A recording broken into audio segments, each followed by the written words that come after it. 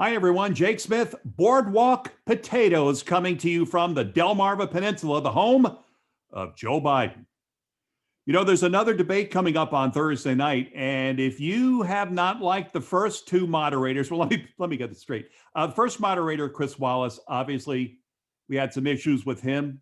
Second moderator, Steve Scully, was nothing but a Biden hack, and he's been hacked from his position at C-SPAN. As you know, that debate did not happen because the president was diagnosed with COVID. Well, the third debate is scheduled, and the Marxist state mediaite, that's what I call her, who is the debate moderator, is called Kristen Welker. I call her Marxist Welker. If you thought the other two were bad, if you thought the other two were biased against President Trump, you ain't seen nothing yet. Now, I have a monologue that I have prepared for my radio show, and the title of it is simply, "Can we please have a moderate moderator?" Yes, I'll say it again. Can we please have a moderate moderator? That's right. Well, I guess we can't, because the problem is that the debate commission keeps selecting moderators from inside the Beltway. You know, there are moderators available all over the country that could do a much better job than what we've seen. A fair job. Well, I want you to listen to this monologue, and we'll talk after the end. This is what we played on my radio show tomorrow on my radio program, Delmarva Live, which airs from 9 until noon Eastern Time. Here it is. Why does it just seem to be impossible to have the appearance of a fair presidential debate in this country? I mean, this is the United States of America, for crying out loud. Can we at least have the appearance of a fair presidential debate? Just the appearance. Well, don't expect any fairness on Thursday night for the final presidential debate, and I will tell you why on the monologue. The monologue is entitled, "Can we please have a moderate moderator?" If you thought that Chris Wallace acted like Attila the Hun towards President Trump, and Biden hack Steve Scully's tweet to his bud Scaramucci was proof of debate bias, just wait until you have to sit through 90 minutes of Kristen the Marxist Welker. My friends, I can guarantee you that even though her bias against President Trump has been well publicized over the past week, and the focus on how she treats both candidates will be dissected throughout the debate, she will be the most ruthless of all. Absolute ruthlessness is what I predict for this debate. Kristen, the Marxist Welker, will have her assault rifle out and will be firing one shot after another at President Trump, while the traitorous liar Joe Biden stands there hoping to be the beneficiary of Marxist state media's legalized attack on the commander-in-chief, dressed up and masqueraded as a fair debate for the American people. Let's take a look at those issues for which Marxist Welker chose to address during this debate. I can assure you that the economy, healthcare, the Supreme Court, the coronavirus, violent crime, foreign policy, gun control, those are topics from a Pew Research Center poll that Americans wanted addressed during this debate. However, Marxist Welker had other ideas. Did you notice, my friends, that climate change was not on the agenda for Americans? Climate change is not an important issue for most Americans, but it is for lying, treasonous Joe Biden. So I guess that is why climate change is on the list of issues that Marxist Welker will address at the so-called debate on Thursday night. Joe Biden loves to discuss climate change. He is the candidate of climate change, which is why he flies in private jets and purchased a house on the beach in Rehoboth.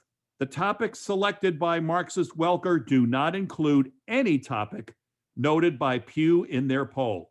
None, zero, nada.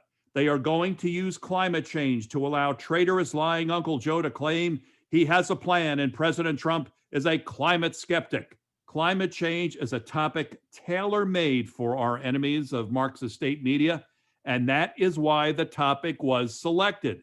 They can easily target President Trump with this climate change nonsense.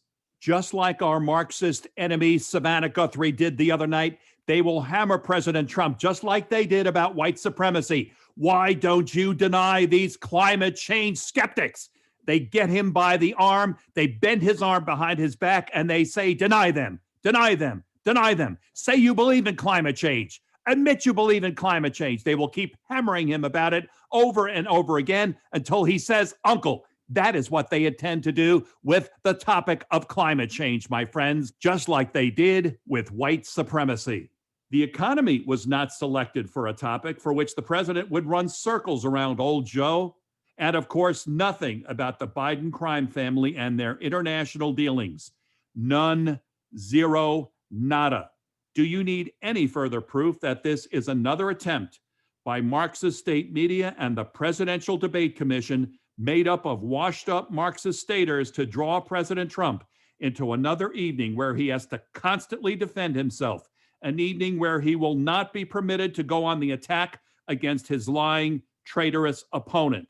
There will not be a single question asked by this Marxist moderator on the selling of America's national security to our enemies by the Biden family. Not even a mention. Were you aware that Marxist Welker's dad donated over $20,000 to Barack Obama's presidential campaign? So as you can see, the apple will not fall far from this debate tree. So the question is, why do we constantly have these issues with moderators? Mitt Romney's campaign ended when Candy Crowley manhandled him during his debate with Barack Obama back in 2012. Romney caved to Candy Crowley, and yet that horse's rear end remains in politics to play the ultimate Senate rhino card and get haircuts from his wife. The reason we have Marxist state media, the reason we have debate moderators like these three morons from this election season, is because the Republicans continue to play nice. I don't understand it. It is my opinion that the Republicans enable Marxist state media by constantly appearing on their networks, by being interviewed by them, by agreeing to debates moderated by the likes of Marxist Welker.